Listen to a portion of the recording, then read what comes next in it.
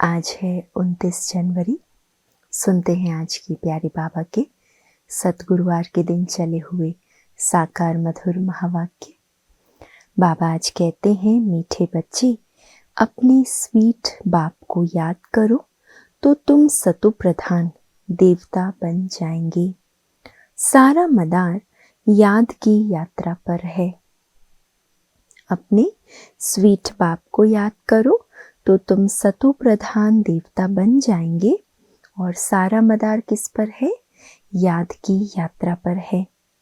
प्रश्न है, जैसे बाप की कशिश बच्चों को होती है, वैसे किन बच्चों की कशिश सबको होगी?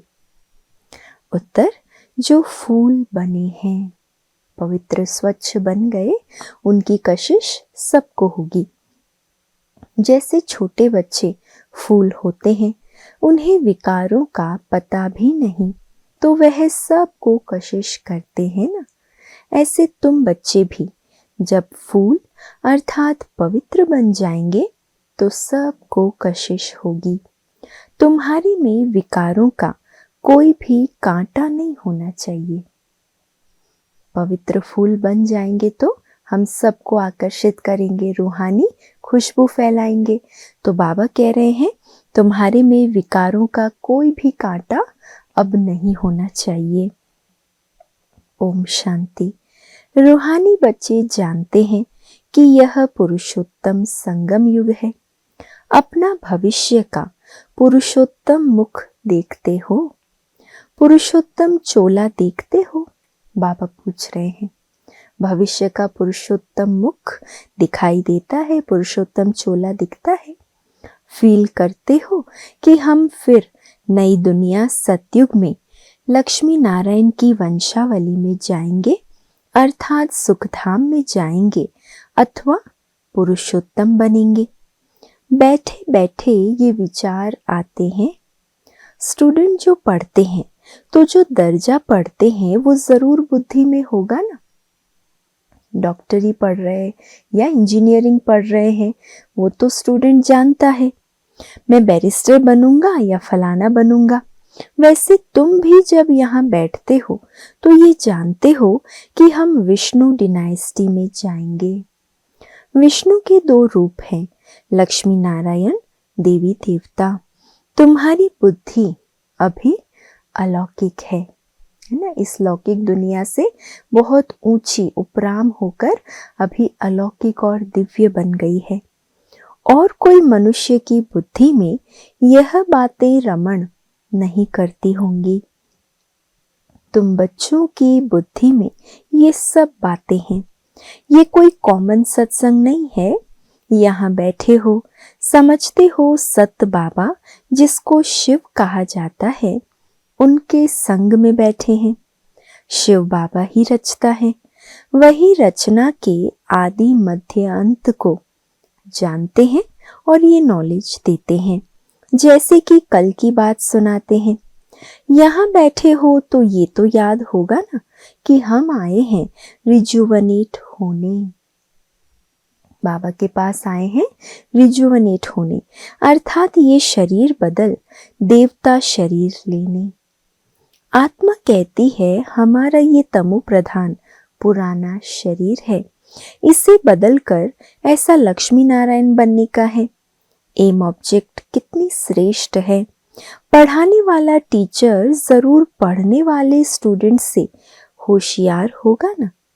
पढ़ाते हैं, अच्छे कर्म सिखलाते हैं तो जरूर ऊंच होगा। तुम जानते हो हमको सबसे ऊंचते ऊंच भगवान पढ़ाते हैं।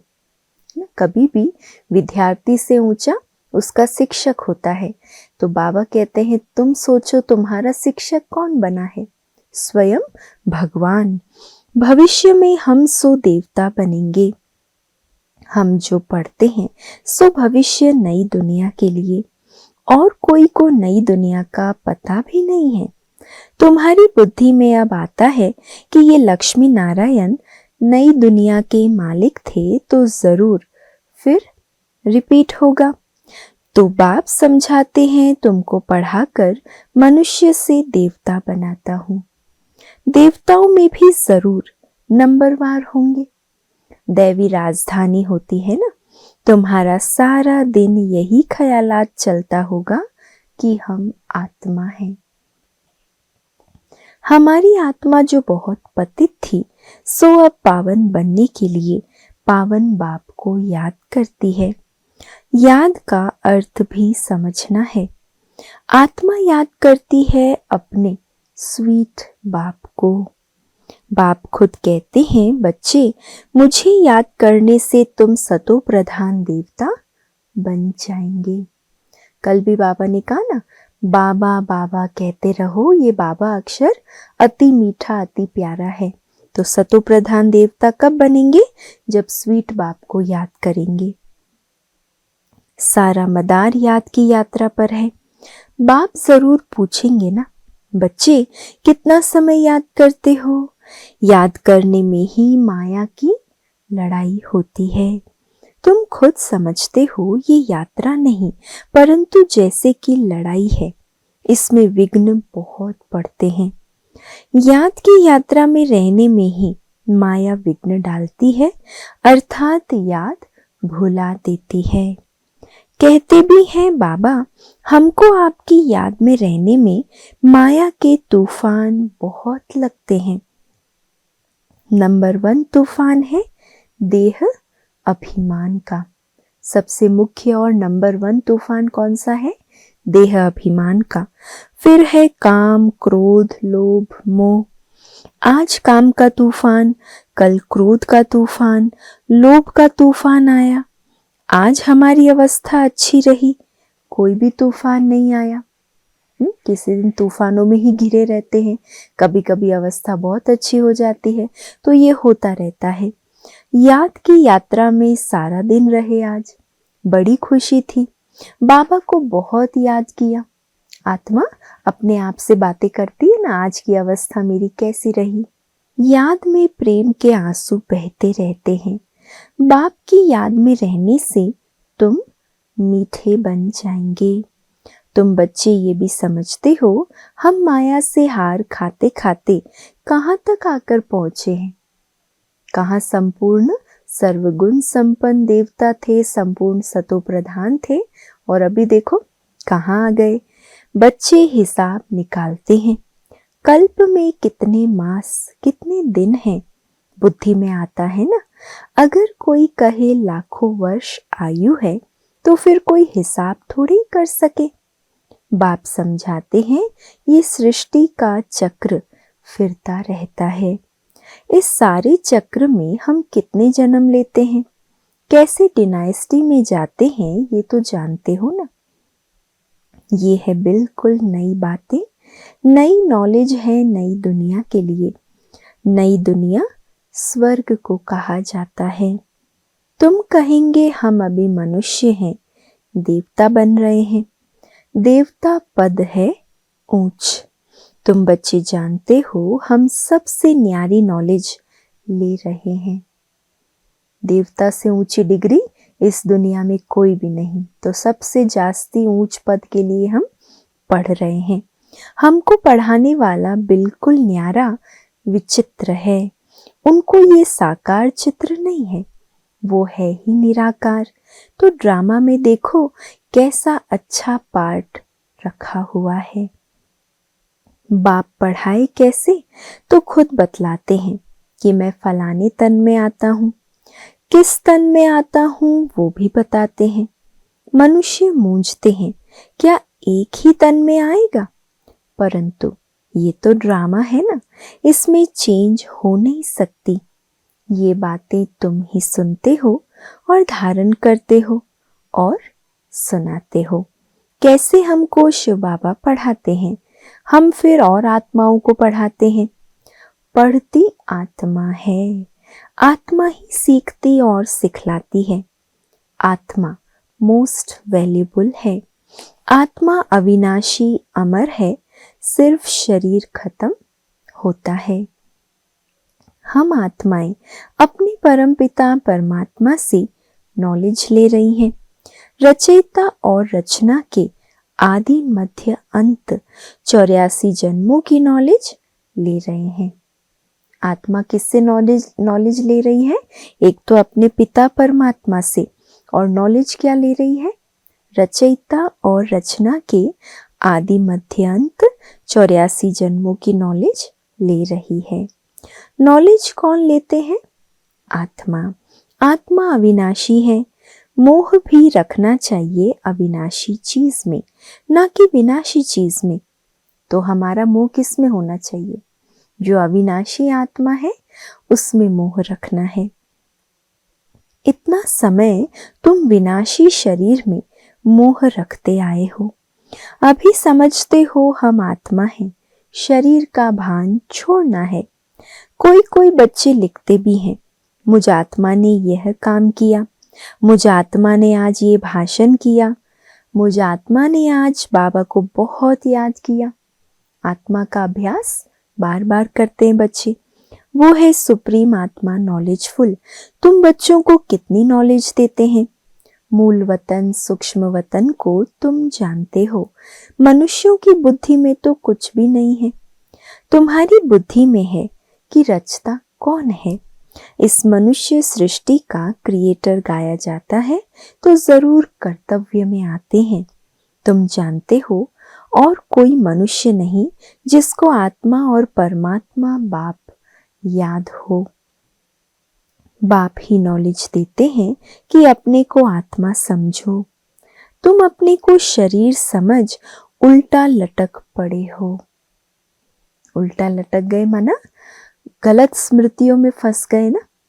विनाशी चीजों में हमारा बुद्धि योग लग गया। वास्तव में आत्मा और परमात्मा दोनों अविनाशी है, उनसे बुद्धि योग लगाना है। आत्मा सत्य चित आनंद स्वरूप है। आत्मा की सबसे जास्ती महिमा है। एक बाप के आत्मा की कितनी महिमा है। वही दुख हरता सुख करता है। मच्छर आदि की तो महिमा नहीं करेंगे कि वो दुख हरता सुख करता है, ज्ञान का सागर है। नहीं, ये बाप की महिमा है।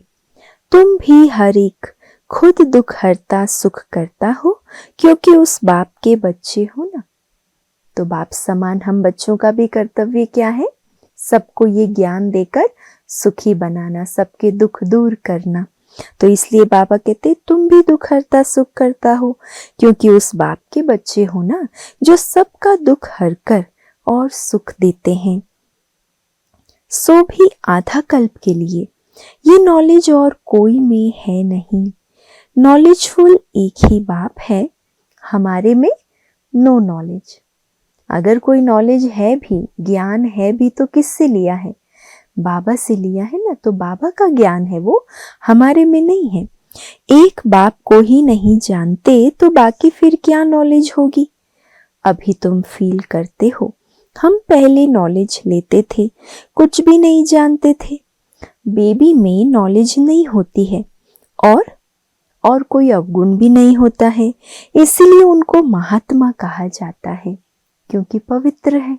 छोटे बच्चे में किसी भी प्रकार की नॉलेज नहीं होती है, कोई भी प्रकार के विकारी ख्याल नहीं होते हैं, कुछ गलत संकल्प नहीं होते, इसलिए बाबा कहते उसको महात्मा कहते हैं क्योंकि पवित्र है। जितना छोटा बच्चा उतना नंबर 1 फूल है। बिल्कुल ही जैसे कर्मातीत अवस्था है। देखो बाबा क्या कह रहे हैं, जितना छोटा उतना नंबर 1 फूल है और जैसे कर्मातीत अवस्था वाली उनकी स्टेज है। कर्म विकर्म को कुछ नहीं जानते, अच्छा क्या बुरा क्या पाप क्या पुण्य क्या कुछ उनको पता नहीं, सिर्फ अपने को ही जानते हैं। वह फूल है, इसीलिए सबको कशिश करते हैं जैसे अब बाबा कशिश करते हैं। बाप आए ही हैं तुम सबको फूल बनाने। तुम्हारे में कई बहुत खराब कांटे भी हैं, 5 विकार रूपी कांटे हैं ना। इस समय तुमको फूलों और कांटों का ज्ञान है। कांटों का जंगल भी होता है। बबुल का कांटा सबसे बड़ा होता है। उन कांटों से भी बहुत चीजें बनती है, भेंट की जाती है मनुष्यों की। बाप समझाते हैं इस समय बहुत दुख देने वाले मनुष्य कांटे हैं, इसलिए इनको दुख की दुनिया कहा जाता है। कहते भी हैं बाप सुखदाता है और माया रावण दुखदाता है। फिर सतयुग में माया नहीं होगी तो ये कुछ भी बातें नहीं होंगी। ड्रामा में एक पार्ट 2 बारी नहीं हो सकता। बुद्धि में है सारी दुनिया में जो पार्ट बचता है वह सब नया है। तुम विचार करो, सतयुग से लेकर यहाँ तक के दिन ही बदल जाते हैं, एक्टिविटी बदल जाती है। 5000 वर्ष की पूरी एक्टिविटी का रिकॉर्ड आत्मा में भरा हुआ है, वो बदल नहीं सकता। हर आत्मा में अपना पार्ट भरा हुआ है। ये एक बात भी कोई समझ नहीं सकते कि आत्मा में कैसे 5000 वर्ष का पार्ट भरा है। अभी आदि मध्य अंत को तुम जानते हो।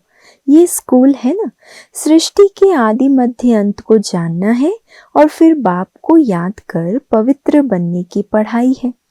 इनके पहले जानते थे क्या कि हमको ये बनना है? बाप कितना क्लियर कर समझाते हैं। तुम पहले नंबर में ये थे, फिर तुम नीचे उतरते उतरते अब क्या बन गए हो? दुनिया को तो देखो क्या बन गई है। कितने ढेर मनुष्य हैं। इन लक्ष्मी नारायण की राजधानी का विचार करो, क्या होगा? ये जहां रहते होंगे कैसे हीरे जवाहरातों के महल होंगे। बुद्धि में आता है अभी हम स्वर्गवासी बन रहे हैं, वहां हम अपने मकान आदि बनाएंगे। ऐसे नहीं कि नीचे से द्वारिका निकल आएगी जैसे शास्त्रों में दिखाया है। शास्त्र नाम ही चला आता है और तो कोई नाम रख नहीं सकते। और किताब होते हैं पढ़ाई के, दूसरे नॉवेल्स होते हैं, बाकी इनको पुस्तक अथवा शास्त्र कहते हैं। वो है पढ़ाई की किताब।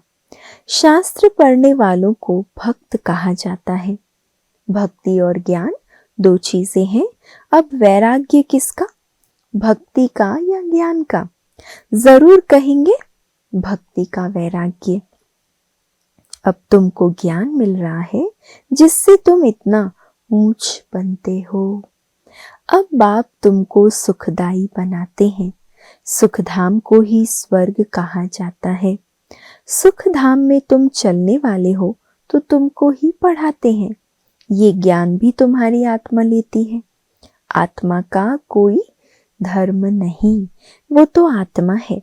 फिर आत्मा जब शरीर में आती है तो शरीर के धर्म अलग होते हैं। आत्मा का धर्म क्या है?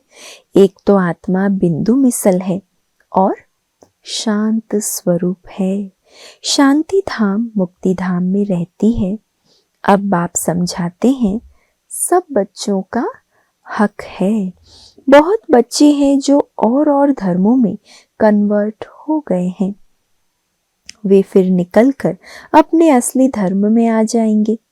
जो देवी देवता धर्म छोड़ दूसरे धर्म में गए हैं वह सब पत्ते लौटकर आ जाएंगे अपनी जगह पर। इन सब बातों को और कोई समझ नहीं सकेंगे।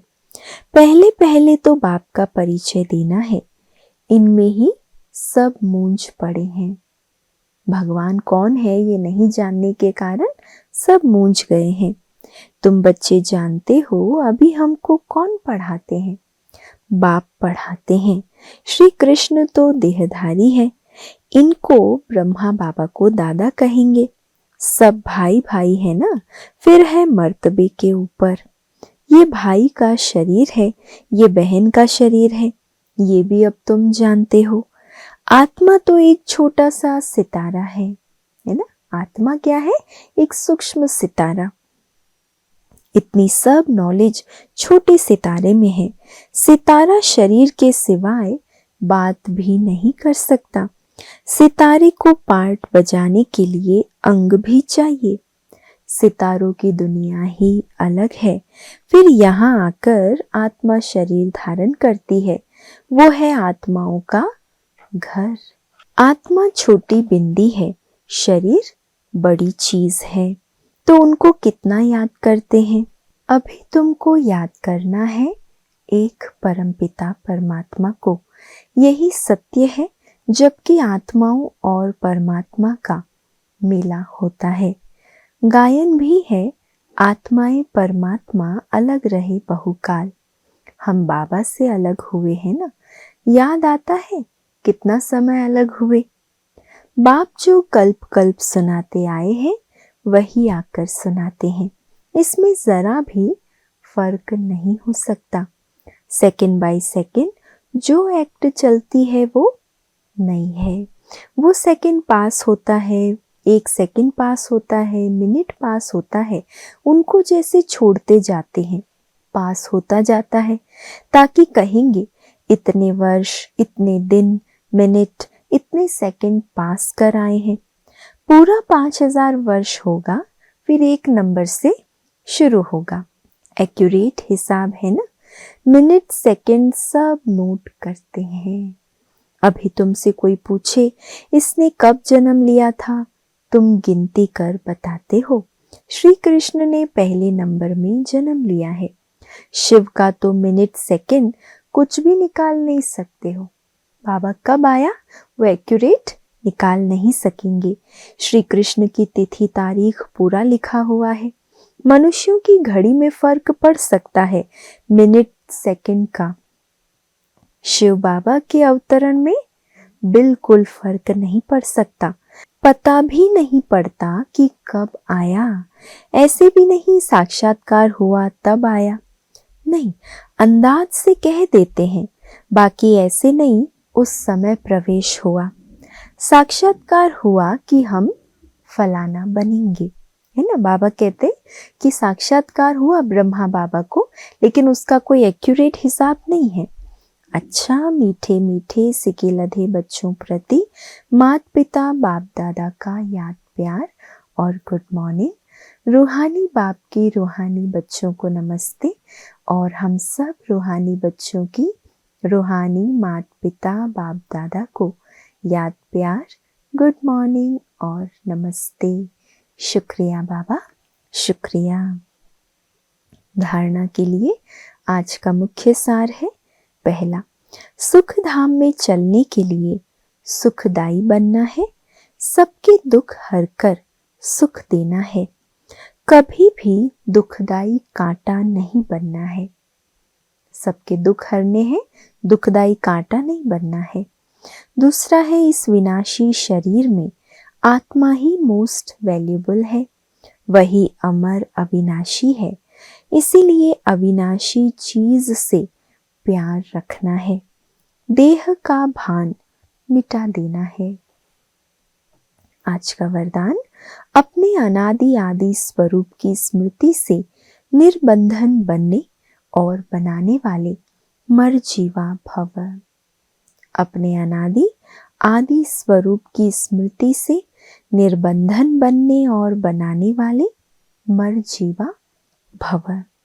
जैसे बाप लोन लेता है, बंधन में नहीं आता है ना, न्यारा होकर फिर पाठ बजाता है, ऐसे आप मर्जीवा जन्म वाले बच्चे शरीर के संस्कारों के स्वभाव के बंधनों से मुक्त बनो। जब चाहे जैसे चाहे वैसे संस्कार अपने बना लो। जिस समय जो आवश्यकता है उस अनुसार हम स्वयं को बदल सके, ऐसा अपने को बनाना है। जैसे बाप निर्बंधन है ऐसे निर्बंधन बनो। मूल वतन की स्थिति में स्थित होकर फिर नीचे आओ। अपने अनादि आदि स्वरूप की स्मृति में रहो। अवतरित हुई आत्मा समझकर कर्म करो तो और भी आपको फॉलो करेंगे। अनादि और आदि स्वरूप स्मृति में रहे और क्या सोचना है, मैं अवतरित हुई आत्मा हूं। स्लोगन है, याद की वृत्ति से वायुमंडल को पावरफुल बनाना, यही मनसा सेवा है। याद की वृत्ति से वायुमंडल को पावरफुल बनाना, यही मनसा सेवा है। अव्यक्त इशारा है आज का। जब तक किसी भी प्रकार का लगाव है, चाहे वो संकल्प के रूप में हो, चाहे संबंध के रूप में, चाहे संपर्क के रूप में, चाहे अपनी कोई विशेषता की तरफ हो, संकल्प, संबंध और संपर्क या कोई विशेषता की तरफ कोई भी लगाव हो तो कोई भी लगाव बंधन युक्त कर देगा। वो लगाव अशरीरी बनने नहीं देगा। भले मेरी विशेषता से ही मेरा लगाव है, लेकिन वो अशरीरी हमें बनाने में विघ्न डालेगा और वह विश्व कल्याणकारी भी बना नहीं सकेगा। इसीलिए पहले स्वयं लगाव मुक्त बनो, तब विश्व को मुक्ति व जीवन मुक्ति का वर्षा दिला सकेंगे। खुद को पहले हर प्रकार के लगाव से मुक्त करना है। और आज का स्वमान है, मैं ब्रह्मा बाप समान सर्व बंधनों से मुक्त जीवन मुक्त आत्मा हूँ। योगाभ्यास करेंगे मैं आत्मा अशरीरीपन के अभ्यास से लगाव मुक्त बन विश्व की सर्व आत्माओं को मुक्ति व जीवन मुक्ति का वरदान दे रही हूँ। आज की धारणा है, सर्व लगाव से मुक्त अशरीरी बनने का अभ्यास करना। सारा दिन ये धारणा करेंगे और योगाभ्यास पर अटेंशन रखेंगे। अच्छा, ओम शांति।